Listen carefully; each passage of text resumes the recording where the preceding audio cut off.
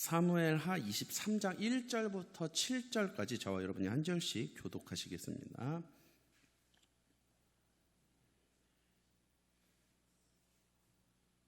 사무엘하 23장 1절부터 7절까지 제가 먼저 1절 봉독하겠습니다. 이는 다윗의 마지막 말이나 이새의 아들 다윗이 말하며 높이 세워진 자, 야곱의 하나님께로부터 기름 부음 받은 자, 이스라엘의 노래 잘하는 자가 말하노라. 여호와의 영이 나를 통하여 말씀하시며 그의 말씀이 내 혀에 있도다. 이스라엘의 하나님이 말씀하시며 이스라엘의 반석이 내게 이르시기를 사람을 공의로 다스리는 자, 하나님을 경외함으로 다스리는 자요. 그는 돋는 해의 아침빛 같고 구름 없는 아침 같고 비 내린 후에 광선으로 땅에서 움이 돋는 새 풀 같으니라 하시도다. 내 집이 하나님 앞에 이같이 아니하냐. 하나님이 나와 더불어 영원한 언약을 세우사 만사에 구비하고 견고하게 하셨으니 나의 모든 구원과 나의 모든 소원을 어찌 이루지 아니하시랴. 그러나 사악한 자는 다 내버려질 하시 이는 손으로 잡을 수 없음이로다. 똑똑합니다. 그것들을 만지는 자는 철과 창자루를 가져야 하니 그것들이 당장에 불살리리로다 하니라. 아멘. 할렐루야. 오늘도 이 예배에 나오신 모든 성도님들을 환영하고 축복합니다. 이 예배를 통하여서 하나님의 다스림과 하나님의 통치를 경험하는 그 시간 되기를 간절히 소망합니다. 만약에 노래를 전공하는 사람이 이제 어느 날 성대를 쓸 수 없는 안타까운 상황에 딱 놓였을 때 아마 이런 표현을 할 겁니다. 이 상황은 저에게는 사형선고입니다. 만약에 축구 선수가 어느 날 다리를 쓸 수 없는 상황이 오게 된다면 그 축구 선수도 같은 말을 하겠죠. 지금의 이 상황은 저에게는 사형선고입니다. 이게 막 진짜로 죽게 되었다는 의미가 아니라 굉장히 너무 소중한 것을 잃어버려서 치명적인 상황이라는 것을 비유하는 표현이죠. 자, 그러면은 교회에도요 사형 선고가 내려지는 게 있어요. 교회가 이게 없으면 사형 선고입니다. 자, 뭐가 없으면 사형 선고가 되는지 우리 오늘 본문 말씀을 통해 함께 보겠습니다. 오늘 우리가 읽은 본문은 다윗이 인생 말년에 지은 찬양인데요. 그동안 이스라엘을 다스리며 자신과 함께 하신 그 하나님을 노래하고 있어요. 자, 그런데 우리 3절, 4절 말씀 우리 다 같이 한번 2절 다 읽어보겠습니다. 시작. 이스라엘의 하나님이 말씀하시며 이스라엘의 반석이 내게 이르시기를 사람을 공의로 다스리는 자, 하나님을 경외함으로 다스리는 자여. 그는 돋는 해의 아침빛 같고 구름 없는 아침 같고 비 내린 후에 광선으로 땅에서 움이 돋는 새 풀 같으니라 하시도다. 자, 우리가 지금 읽은 요 2절을 요 3절 중간부터 4절까지를 한 번에 좀 보려고 하는데요. 사람을 공의로 다스리는 것, 그리고 하나님을 경외함, 두려워함으로 다스리는 것을 간단하게 5글자로 의로운 통치, 이렇게 줄일 수 있을 것 같아요. 의로운 통치. 자, 그리고 4절에 보면은 돋는 해의 아침빛, 구름 없는 아침, 비 내린 후에 광선, 땅에서 움이 돋는 새풀. 자, 요걸 들으면 딱 공통적으로 떠오르는 이미지가 있어요. 뭐냐면 생명력이 넘친다는 겁니다. 자, 그래서 요 3절 후반부와 4절을 간단하게 표현하면 이렇게 표현할 수 있을 것 같아요. 의로운 통치가 있는 곳에 생명력이 나온다. 의로운 통치가 없는 곳에는 영적 생명력이 없을 수밖에 없고, 의로운 통치가 있는 곳에는 영적 생명력이 넘쳐날 수밖에 없다. 자, 그런데요, 제가 어제 이 말씀을 연구하면서 이 말씀에 이제 해당되는 스터디 바이블 중에 리포메이션 스터디 바이블이라는 책이 있는데 거기에 이런 표현이 있었어요. 제 마음을 딱 붙잡은 한 문장이 있었는데 바로 의로운 통치의 혜택은 계몽, 결실, 원기 회복이다. 자, 요 문장이 제 마음을 딱 사로잡았어요. 의로운 통치, 거기에 유익이 3개가 있는데 그 3가지가 뭐냐? 첫 번째로는 계몽, 두 번째는 결실, 세 번째는 원기 회복이라는 거예요. 자, 의로운 통치 가운데 생명력이 나타난다고 했잖아요. 그러면은 이건 뭐냐면 영적 생명력이 어떠한 방식으로 나타나는지 그거를 표현해 준 세 가지라고 할 수 있어요. 참, 요 세 가지 계몽과 결실과 원기 회복, 요 세 가지의 좀 영적 의미를 좀 알아보겠습니다. 먼저 의로운 통치가 있는 곳에 나타나는 첫 번째 증상은 계몽이에요. 저 뭐 계몽 어디서 들어봤죠? 뭐 서양에서 나타났던 뭐 계몽주의 이런 거. 자, 이 계몽이라는 단어는 무언가를 깨우치는 것을 의미해요. 자, 영적 생명력은요, 첫째로 이 영적 계몽, 영적 깨달음이 일어나는 것으로 시작되는데요. 이 영적 깨달음의 핵심은 단연 성경 말씀이겠죠. 자, 말씀이 깨달아지는 겁니다. 자, 그런데 이 말씀이 깨달아진다는 것을 조금만 더 풀어서 설명하면 이렇게 설명할 수 있을 것 같아요. 성경 말씀을 통해 나타나는 하나님이 어떤 분인지가 깨달아지는 거고, 예수님이 어떤 분인지, 그리고 그분이 하신 십자가 사역이 무엇을 의미하는지, 그리고 성령께서 지금 나에게 어떤 일을 하고 계신지가 깨달아지는 거예요. 에이, 목사님, 그거 모르는 사람이 누가 있어요? 교회 다니는 사람 중에 하나님, 예수님, 성령님, 십자가 모르는 사람이 있습니까? 다 알죠. 다 안다는 그 말 자체를 부정하지는 않겠습니다. 우리 하나님, 예수님, 성령님 다 알고 있어요. 십자가도 물론 다 알고 있고요. 그런데 제가 이 안다라는 단어를 조금만 더 세분화해서 설명해 볼게요. 자, 많은 신앙인들이 이 하나님과 예수님과 성령님, 그리고 십자가의 의미를 인지하고는 있지만 인식하고 있지는 못해요. 말씀의 의미를 인지는 하는데 인식을 못합니다. 자, 인지는 뭐고 인식은 뭐냐? 인지한다는 것은 뭔가를 안다는 것의 포괄적인 용어예요. 정말 안다라는 거. 그런데 인식한다는 것은 그 인지를 넘어서 더 깊이 들어가는 겁니다. 대상의 본질을 바르게 이해하고 정확하게 깨달아서 아는 것을 의미해요. 제가 이 스마트폰을 예로 들게요. 만약에 80세가 넘으신 어르신이 이거를 딱 봤을 때, 이게 스마트폰이라는 것을 인지할 수는 있어요.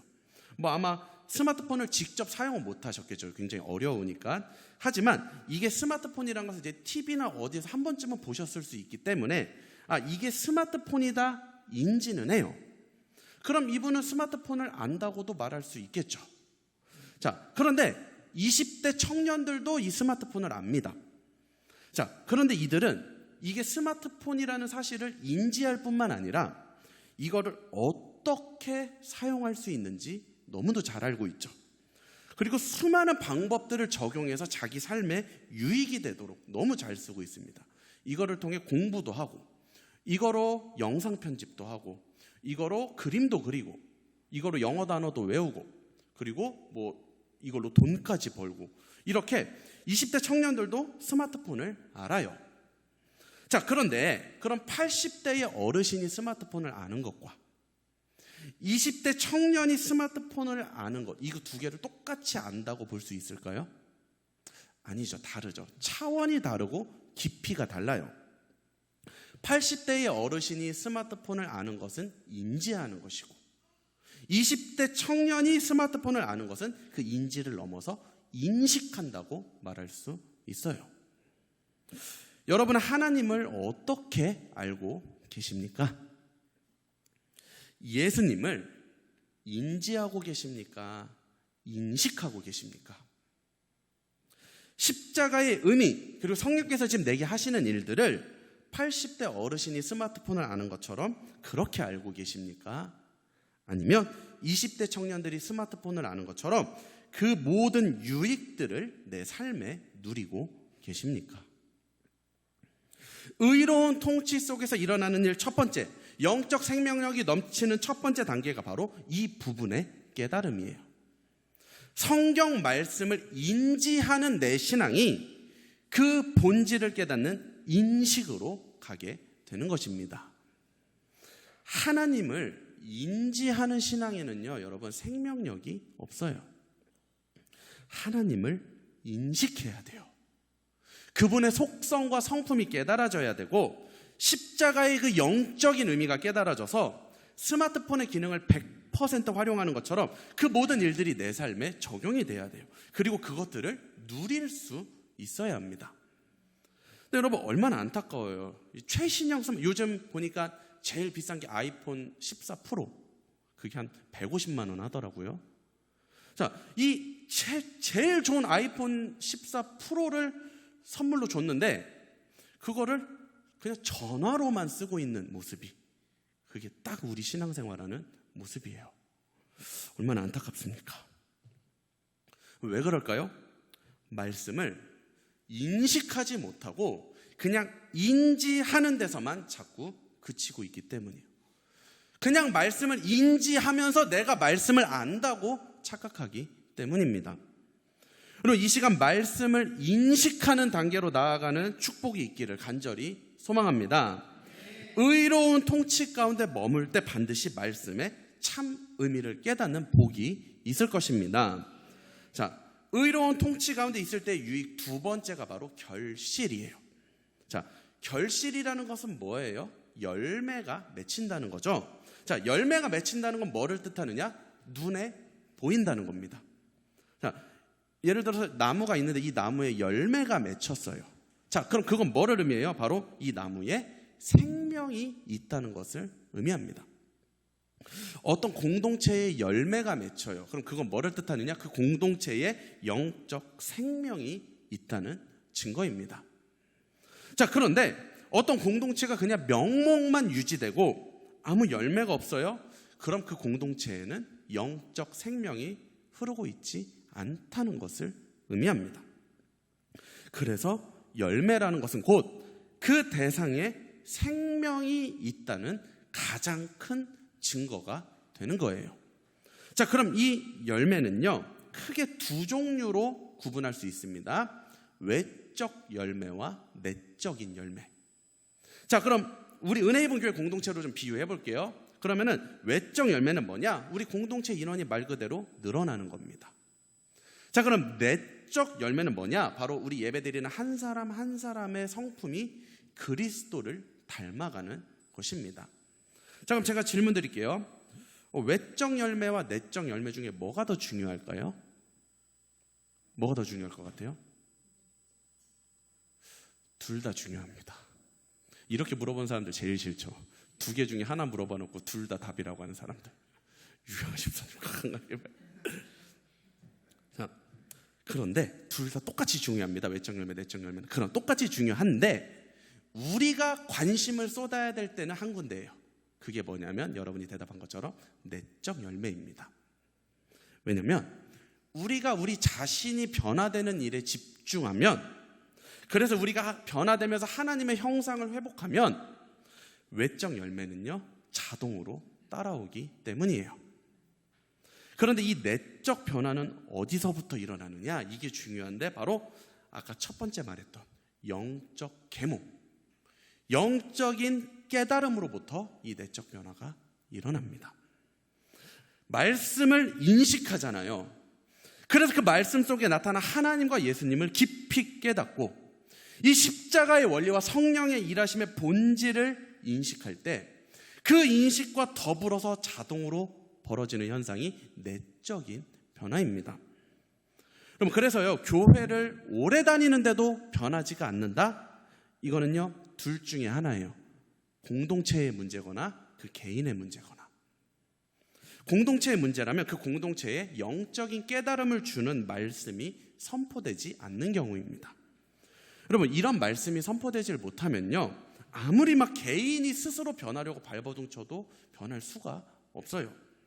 말씀이 있어야지만 하나님을 인지하는 것에서 인식으로 나아갈 수 있는데, 그런 말씀이 선포되지 않으니까 매번 그냥 인지해서 그쳐버리고, 그러니까 변화가 일어날 수 없게 되는 겁니다. 아니면은 이제 공동체 문제가 아니라면 개인의 문제. 그러니까 공동체에 그런 말씀이 충분히 선포되고 있는데도 변하지 않으면 이제 개인의 문제가 되겠죠.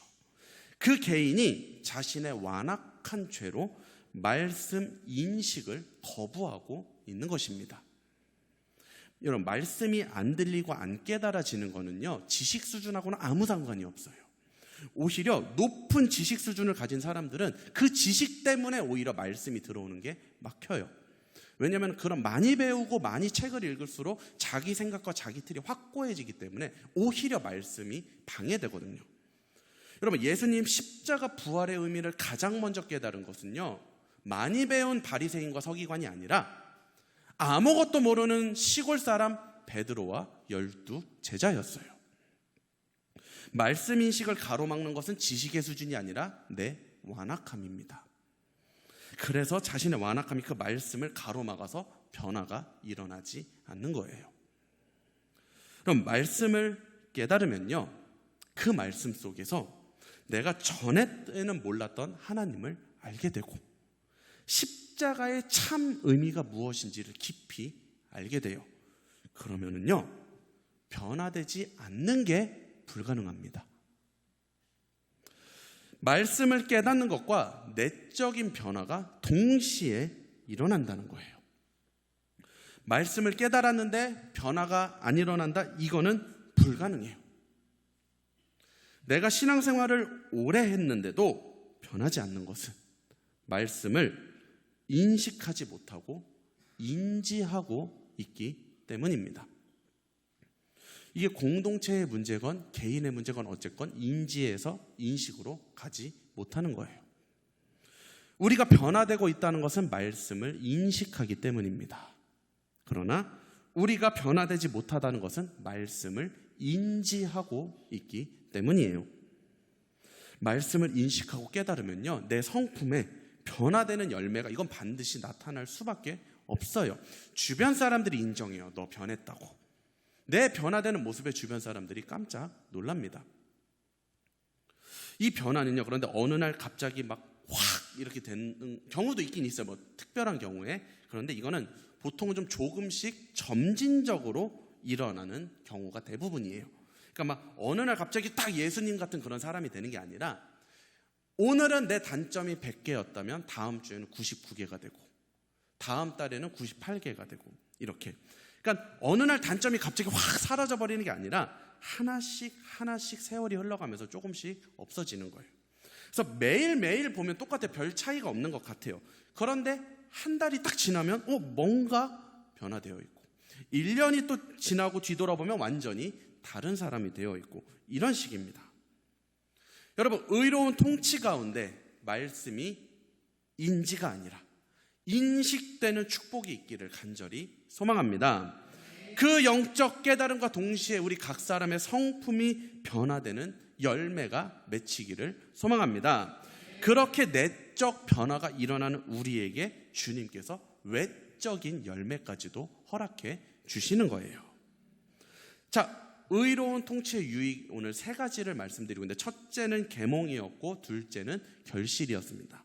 자, 마지막 셋째는 원기 회복이에요. 자, 이거는 말 그대로 그냥 원기가 회복되는 겁니다. 바로 하나님 품 안에서 안식을 누리는 거죠.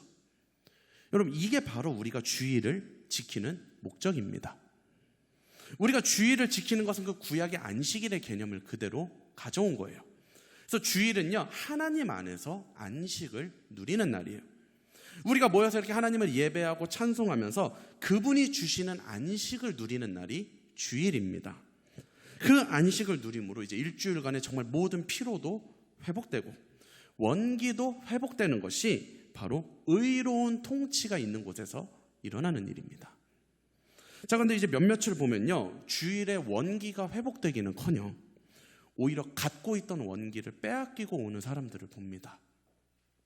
하나님의 안식을 누리고 오기보다는 오히려 그냥 가서 진이 빠져서 돌아오는 사람들도 봤어요. 참 안타깝죠. 이 주일은 함께 모여서 예배드리고 헌신하고 교제하는 가운데 하나님의 안식, 그 평안함과 하나님 주시는 그 원기 회복의 은혜를 누려야 되는데 그러지를 못합니다. 자, 근데 여기에도 원인이 있어요. 자, 아까 의로운 통치 유익 첫 번째와 두 번째 이유가 서로 연결됐었잖아요. 왜? 두 번째 이 내적 변화의 열매는 첫 번째 말씀의 본질을 깨달을 때 일어난다고 했잖아요. 자, 이 첫째와 둘째가 연결된 것처럼 셋째도 연결이 됩니다. 자, 의로운 통치 가운데 말씀이 선포되고, 그래서 하나님과 예수님을 우리가 인식하는 대로 딱 나아가면 우리 내적인 변화가 일어난다고 했잖아요. 자, 그 내적인 변화가 일어나는 사람들끼리 모인 공동체에 하나님께서 주시는 안식이 있는 거예요. 뭐 아직 다 변화되지는 못해도 괜찮아요. 아까 말했지만 점진적이기 때문에 단점이 100개에서 99개가 되어져가는, 그러니까 요 변화가 진행되어 가는 사람들끼리 모이잖아요. 그러면은 원기가 회복됩니다. 그런데 첫 번째, 말씀을 인지하기만 하고 인식을 못해요. 그래서 두 번째, 내적인 변화가 일어나지를 못하면, 셋째, 그렇게 내적인 변화가 일어나지 않는 사람들끼리 모이니까 원기가 회복되기는커녕 갖고 있던 원기마저 다 빼앗기고 서로 지쳐서 돌아오게 되는 것입니다. 그렇게 공동체가 계속 생명력을 잃어가는 거예요.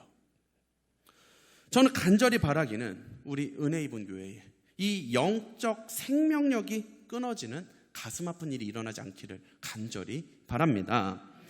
교회가 영적 생명력이 끊겼다는 것은 사형선고예요. 존재 이유가 없는 겁니다. 그래서 여러분, 먼저는 이 강단을 위해서 기도 부탁드립니다. 이 강단에서 하나님과 예수님을 인식할 수 있는 생명의 말씀이 계속 선포되게 해달라고 기도 부탁드립니다.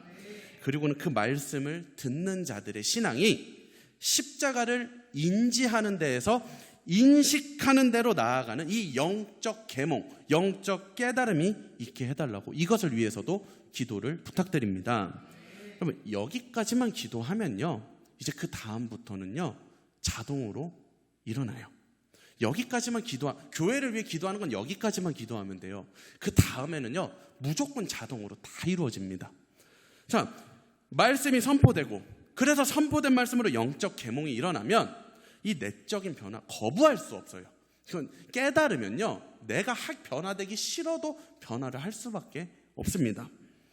그래서 그 내적 변화를 보고 하나님께서 그 공동체에는 외적인 열매까지도 허락하십니다. 자, 그리고 그렇게 내적인 변화가 일어나는 자들끼리 모이면 그 모인 곳에 하나님께서 말로 형언할 수 없는 안식을 주십니다. 원기가 회복되는 거예요. 하나님께서 주시는 그 안식으로 원기를 회복하고 다시 세상에 나가는 겁니다. 세상에 나가서 하나님께서 주신 사명대로 또 열심히 살다가 다시 교회 와서 생명의 말씀 듣고, 그 말씀 듣고 예수님을 이전보다 더 깊이 인식하고, 더 깊이 인식하는 것만큼 더 많은 내적인 변화가 일어나고, 그래서 모인 곳에 더 큰 안식이 임하고, 그 원기는 더 많이 회복되고, 그래서 다시 세상에 나가고, 이런 선순환이 우리 은혜 입은 교회 가운데 지속되기를 간절히 소망합니다. 이게 바로 생명력이 넘치는 공동체의 모습이고 의로운 통치가 있는 곳의 모습이에요. 자, 그럼 마지막으로 뭐가 의로운 통치인지를 좀 정리해야겠죠. 의로운 통치가 있으려면 어떻게 해야 되나? 주중에 말씀을 계속 들으신 분들은 답이 나올 거예요. 뭐가 의로운 통치일까요? 하나님이 통치하시는 게 의로운 통치입니다.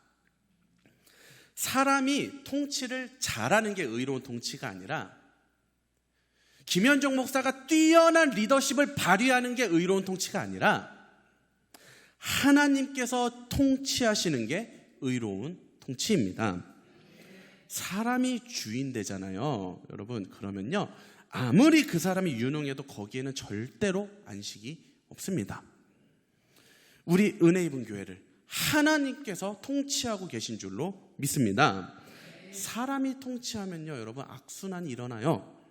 생명의 말씀이 선포되지 못하고, 그것 때문에 변화되지 못하고, 그러면은 모인 곳에서는 안식을 누릴 수 없고, 힘 빠져서 또 세상 갔다가 생명의 말씀 못 듣고 변화 못 일어나고 다시 또 안식 못 누리고, 이 악순환이 반복돼. 사람이 통치하는 곳. 그러나 사람이 주인이 아니라 하나님이 주인인 교회, 사람이 대장 노릇하는 것이 아니라 예수 그리스도가 머리인 교회, 그래서 하나님께서 통치하시는 교회가 되면 선순환이 일어납니다.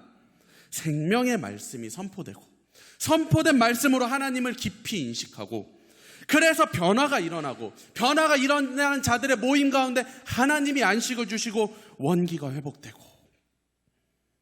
여러분 우리 은혜 입은 교회를 하나님이 통치하실 수 있기를 기도 부탁드립니다.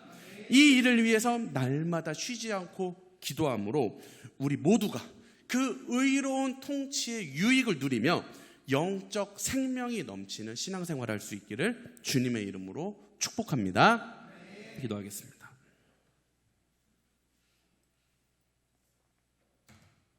하나님 감사합니다.